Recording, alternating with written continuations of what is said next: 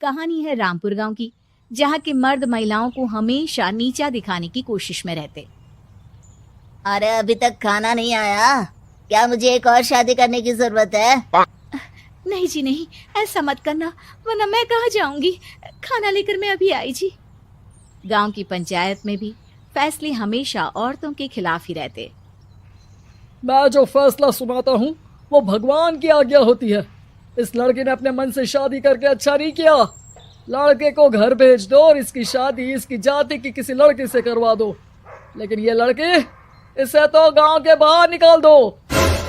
नहीं नहीं जमींदार साहब, ये क्या बोल रहे हैं? ऐसा नहीं हो सकता। मेरी बेटी मासूम है, इसे अच्छे बुरे की समझ नहीं है। अरे कहाँ जाएगी ये बेचारी? कहाँ जाएगी? इतनी चिंता है तो पूरे परिवार का गांव निकाला कर देते हैं। बेचारे पूरे बसे बसाए परिवार को गांव छोड़ना पड़ता है। चाहे जो हो, अगर बेटियों को कंट्रोल नहीं कर सकते तो गांव में रहने का कोई मतलब नहीं है। यहाँ औरतों को दब कर रहना होगा। कोई भी अपने हिसाब से कुछ नहीं कर सकता, सब ईश्वर की मर्जी से ही होगा। तभी गांव का एक आदमी दौड़ा दौड़ा आता है। सरपंच साहब, जमींदार साहब, वो कालिया है ना, उसकी बेटी पढ़ने के लिए शहर जा रही है। अच्छा, ये कब हो गया? और कालिया की हिम्मत कैसे हो गई ऐसा करने की? लेकर आओ उसे और उसकी बेटी को। बस फिर क्या था, हाजिर हो जाते हैं कालिया और उसकी बेटी सरपंच के सामने। अरे कालिया, ये क्या सुनने में आ रहा है? बेटी को इंजीनियर बना रहा है तू? और ये बता, गांव में तो स्कूल नहीं है, फिर कहां से इतनी क्लास पास कर गई तेरी बेटी? राधा, जो कि कालिया की बेटी है, उसे लगता है कि सरपंच उसकी तारीफ कर रहे हैं। सरपंच जी, मैंने ऑनलाइन पढ़ाई की है, डिस्टेंस लर्निंग से। सभी में मैंने अच्छे नंबर पाए हैं, जिसे देखते हुए शहर की इंजीनियरिंग कॉलेज में मुझे स्कॉलरशिप मिली है। वाह जी वाह, क्या होती है ये? पहले तो ये बताओ, फिर आगे की बात करते हैं। पूरा गांव राधा की बात सुन रहा था और राधा बोलती जा रही थी। तो ऐसे मैं फ्री में एक अच्छी शिक्षा लेकर गांव में जो कुछ परेशानियां हैं, जैसे बिजली, पानी और इंटरनेट जैसी समस्याओं के लिए काम करूंगी। मैं गांव को शहर से जोड़ने के लिए पुल का निर्माण करवाने का प्रस्ताव रखूंगी। मुझे पूरी उम्मीद है कि जल्द ही हमारा गांव भी तरक्की की राह पर चल पड़ेगा। राधा की बात सुनकर सारे गांव वाले ताली बजाने लगते हैं। सरपंच को समझ नहीं आता कि वो क्या करे। चुप रह नादान लड़की, गांव के खिलाफ जाने के लिए तुझे गांव से बेदखल कर दिया जाएगा, वो भी पूरे परिवार के साथ। और हाँ, अगर ठीक से गांव में रहना चाहती है तो ये पढ़ाई लिखाई छोड़ दे। हम तेरे लिए गांव का कोई होनहार लड़का देखेंगे। तभी गांव का एक आदमी बोल पड़ता है। अरे नहीं नहीं सरपंच जी, राधा बिटिया जो बता रही है, अगर वैसा हो जाए तो हम लोगों को पैसा कमाने के लिए बाहर नहीं जाना पड़ेगा। हाँ जी, और ना ही कोसों दूर पानी के लिए भटकना पड़ेगा। हमारे बच्चे भी अच्छी पढ़ाई कर सकेंगे और आगे बढ़ेंगे, ना कि हमारी तरह खेती करते बैठेंगे। क्यों गांव वालों, राधा बिटिया का साथ देना चाहिए ना। सरपंच देखता है कि गांव राधा के साथ है तो वो चुप हो जाता है। वो घर आकर अपने सलाहकार से बात करता है, जो बहुत ही चालाक किस्म का इंसान होता है। अरे सरपंच साहब, आपको बहुत ही होशियारी से काम लेना पड़ेगा। एक बार गांव तरक्की कर गया, यहाँ के बालक पढ़ लिए तो कोई ना पूछेगा आपको। और फिर ये जो बेटा और बेटी है ना आपके, इनको भी आम लोगों की तरह ही जीवन जीना होगा। हाँ, लेकिन करे तो क्या करे? वो ना आप मुझ पर छोड़ दीजिए, बस मैं जैसा बोलूं करते जाइए। अगले रोज सुबह जब गांव वाले सोकर उठते हैं तो राधा के घर के बाहर और साथ ही वो लोग जिन्होंने राधा का सपोर्ट किया था, उनके घर के आगे लाल रंग से कल आऊंगी लिखा होता है। कल आऊंगी? यह क्या होता है? अरे यह तो खून से लिखा है, लगता है कोई भूत प्रेत या चुड़ैल का साया है। चलो सरपंच जी के पास चलते हैं। सभी सरपंच के पास जाकर उसे सारी बात बताते हैं।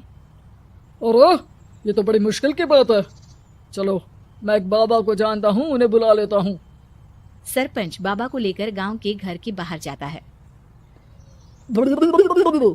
ओहो, तो ये वो चुड़ैल है जो उन लोगों को निशाना बनाते हैं जो गांव को बदलने का सपना देखते हैं। वो गांव को ऐसे ही संपन्न देखना चाहती है। वो नहीं चाहती कि कोई बाहरी यहाँ का कायाकल्प करे। क्या तुम लोगों में से किसी ने गांव को बदलने की सोच रखी है? तभी राधा की माँ रोते रोते आती है। मेरी राधा घर से गायब हो गई है। अरे कोई तो बचाओ, मेरी बच्ची कहाँ गई?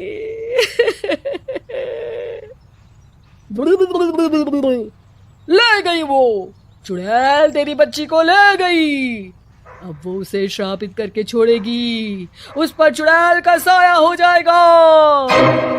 तभी बुरी सी हालत में राधा भी वहां आ जाती है। उसके बाल चुड़ैल की तरफ फैले होते हैं और कपड़ों में खून लगा होता है। सभी राधा को देखकर डर जाते हैं। माँ, पता नहीं मुझे कौन उठा कर ले गया था। अरे दूर दूर हो जा चुड़ैल, अब हम लोग इस गांव में नहीं रुकेंगे। अरे कैसी बातें कर रहे हैं आप? कल तो आप मेरे भरोसे गांव का हुलिया बदलने, अपने बच्चों को पढ़ाने और तरक्की उन्नति की बात कर रहे थे, तो आज क्या हो गया आपको? ये फिर तुम लोगों को बहकाएगी। ये चुड़ैल गांव में आ चुकी है। ऐसे ही ये तुम्हारे घर के बच्चों को भी ले जाएगी। गांव वाले राधा को गांव से बाहर निकाल देते हैं। उसके माँ बाप रोते रहते हैं, लेकिन गांव वाले नहीं मानते। मैं भी अपनी बहन के साथ गांव के बाहर रहूंगा, लेकिन वो पढ़ाई नहीं छोड़ेगी। वहीं सरपंच के घर पर सलाहकार कहता है,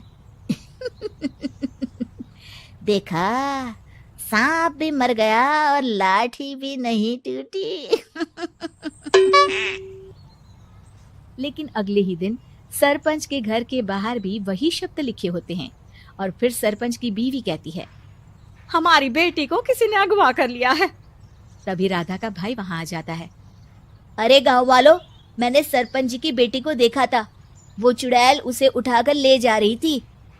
अरे क्या मजाक कर रहे हो? नहीं नहीं सरपंच जी, आप नहीं जानते। वो चुड़ैल अब आपकी बेटी में आ जाएगी, जैसे राधा के अंदर आ गई थी। तभी सरपंच की बेटी वैसी ही हालत में वहां आती है जैसे राधा आई थी। पापा, पता नहीं कैसे मैं गायब हो गई थी। चुड़ैल, इसके अंदर भी चुड़ैल का साया है, मारो इसे। अरे नहीं नहीं, इसे भी राधा के पास गांव के बाहर ही भेज दो। अरे चुप रहो, मेरी बेटी कहीं नहीं जाएगी और चुड़ैल बुड़ैल कुछ नहीं होता है। अरे कैसे बात कर रहे हो सरपंच जी? आप तो बोल रहे थे कि आपका फैसला भगवान का ज्ञान होता है, तो अपने पर बात आई तो अब आप ऐसे बोल रहे हैं। अरे ना ना ना, आपको अपनी बेटी को त्यागना ही होगा। अरे बुलाओ बाबा को। राधा का भाई बाबा को ले आता है, जिसे अब गांव वालों के डर के कारण सच बोलना पड़ता है। मैं कोई बाबा नहीं हूँ, मैं तो मोची था। ये सलाहकार महोदय ने मुझे कहा था एक्टिंग करने को।